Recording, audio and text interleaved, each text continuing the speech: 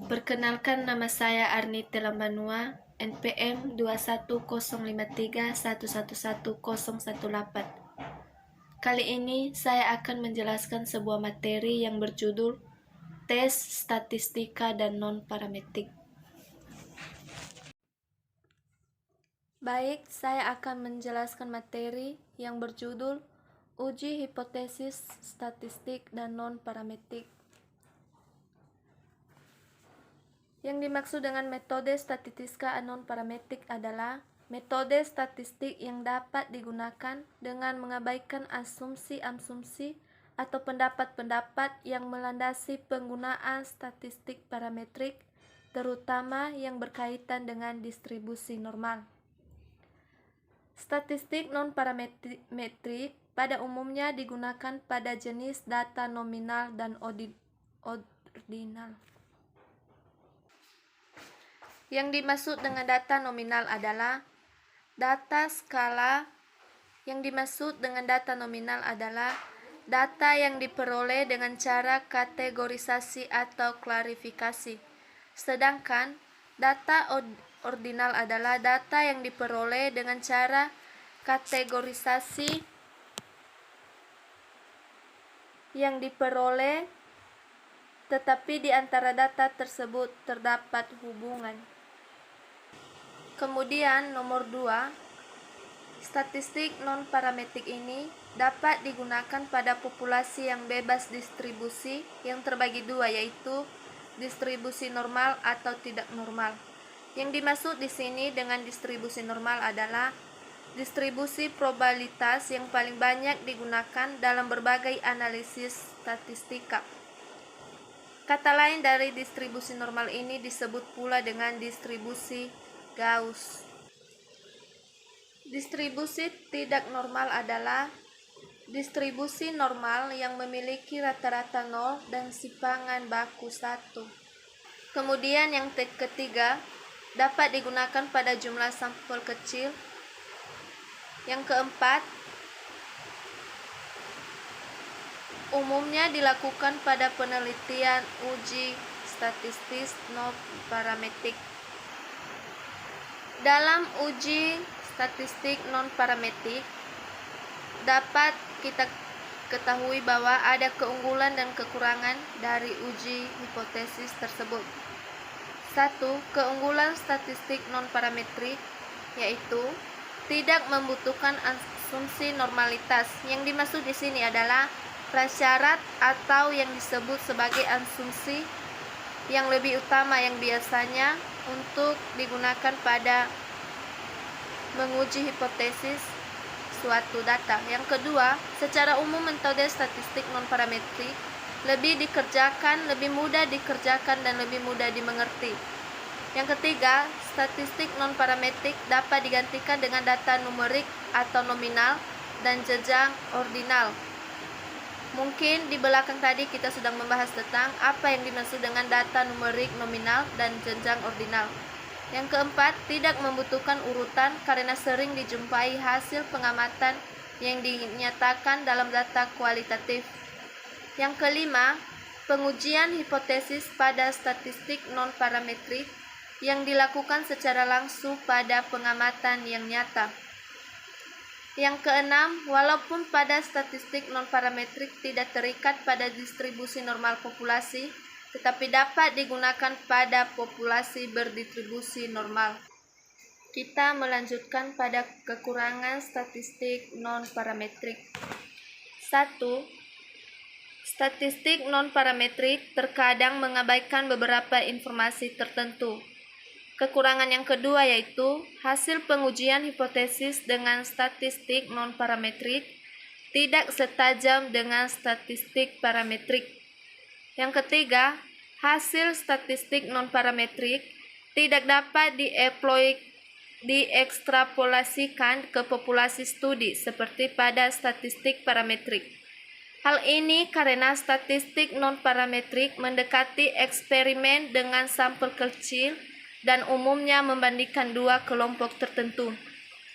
Perlu kita mengetahui bahwa yang dimaksud dengan sampel adalah bagian kecil dari populasi yang diambil dari suatu data tersebut sebagai objek dalam pengamatan suatu penelitian yang dianggap mampu mewakili populasi. Sedangkan yang dimaksud dengan populasi adalah jumlah total individu, hewan, benda, pengamatan maupun data. Biasanya sampel ini diambil sebagai objek dari pengamatan lantaran yang sering digunakan sebagai hasil riset yang pada nantinya berhasil didapatkan dari sebuah sampel, maka akan memunculkan kesimpulannya. Kemudian, kesimpulan ini akan dipakai untuk memastikan kesimpulan dari suatu populasi. Kemudian, kita lanjut pada uji statistik non-parametrik. Bila uji parametrik tidak memenuhi syarat, 1. Tes tak berpasangan. Yang dimaksud dengan uji tak berpasangan adalah salah satu metode pengujian hipotesis di mana data yang digunakan tidak bebas.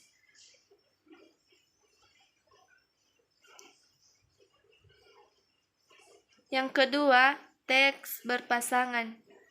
Yang dimaksud dengan teks berpasangan ini adalah satu individu atau objek penelitian yang mendapat dua buah perlakuan yang berbeda.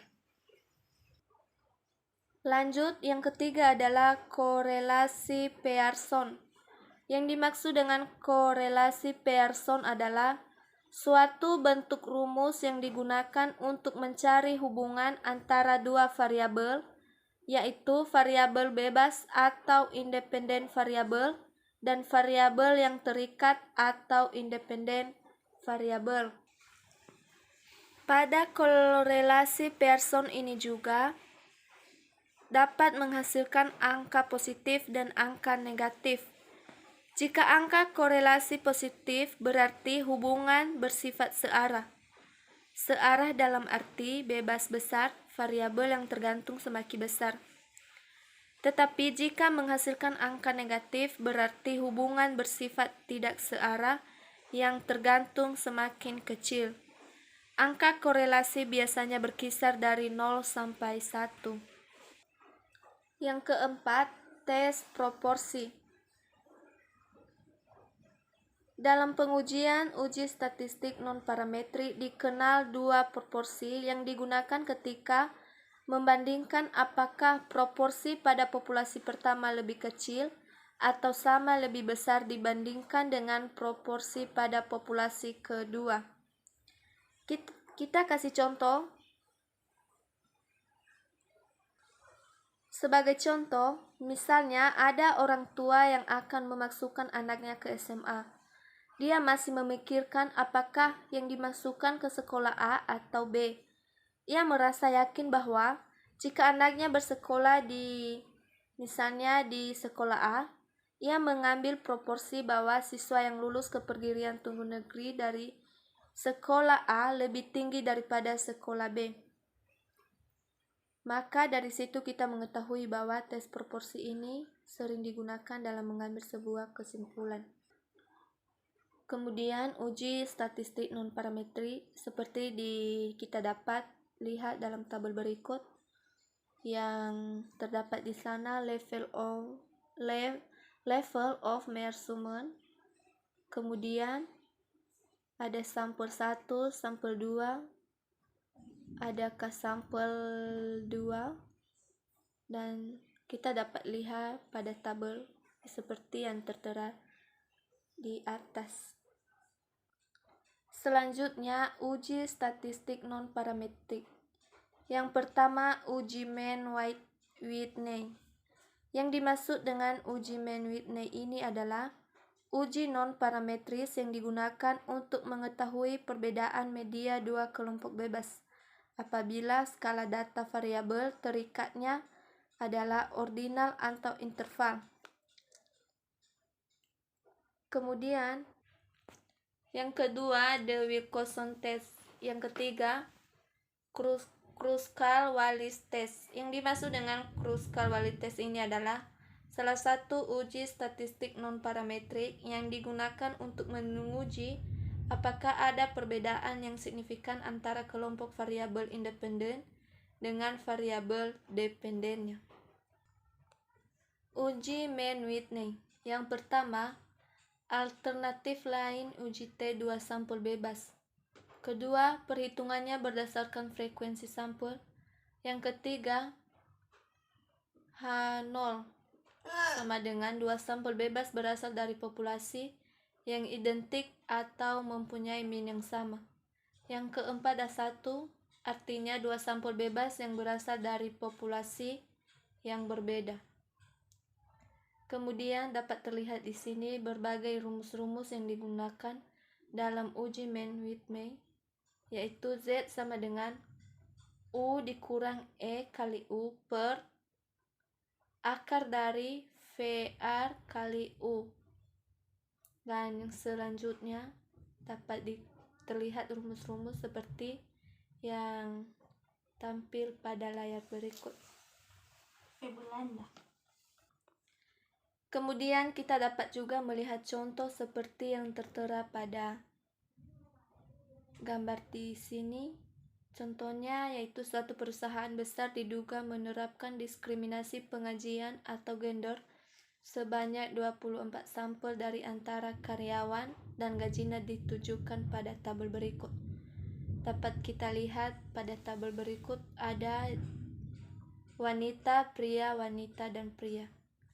Kemudian, yang menjadi pertanyaannya, berdasarkan data di atas, apakah ada alasan untuk percaya pada taraf nyatanya 0,05 bahwa telah terjadi diskriminasi penggajian berdasarkan gender? Yang menjadi jawabannya adalah H0 sama dengan tidak ada perbedaan antara rata-rata gaji wanita dengan rata-rata gaji pria, atau rata-rata gaji wanita dan pria berasal dari populasi yang berdistribusi sama. Kemudian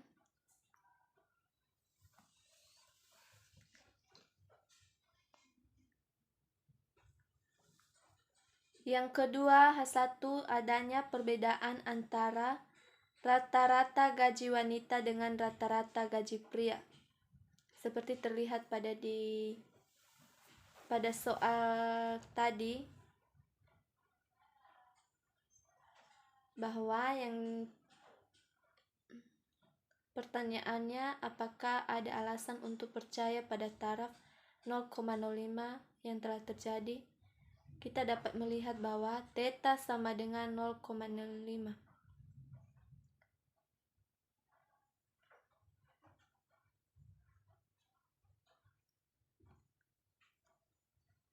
Kemudian ada seperti terlihat pada tabel berikut, mungkin bisa kita baca yang uji Mann-Whitney-nya. Wilayah kritik ada di situ perhitungan dalam memperhitungkan, yaitu 1, urutkan dan berikan peringkat. Yang kedua, jumlah peringkat salah satu sampel. Yang ketiga, hitung nilai EU atau variabel U dan Z. Seperti terlihat pada tabel berikut, ada jenis gaji dapat kita lihat di tabel ini. Kemudian yang menjadi jawabannya yaitu EU sama dengan 12 kali 12 per 2. Mungkin kita bisa memahami apa yang menjadi jawaban dari ini. Yang menjadi keputusannya karena Z hitungan lebih besar dari 1,96 dan Z hitungan lebih kecil dari min 196, maka terimanya sama dengan H awal. Itulah beberapa materi yang dapat saya jelaskan. Jika ada kekurangan, mohon maaf. Mudah-mudahan materi ini dapat bermanfaat bagi kita